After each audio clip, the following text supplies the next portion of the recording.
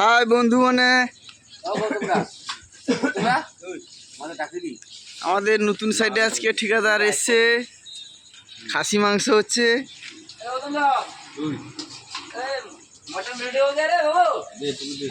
মটনটা কি রকম পাকাচ্ছে একটু দেখি।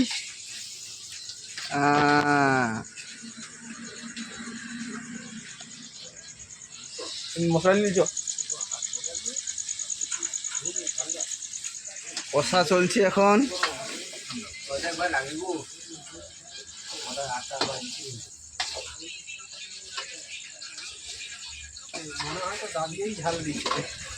এটা ছোটখাটো পার্টি হচ্ছে।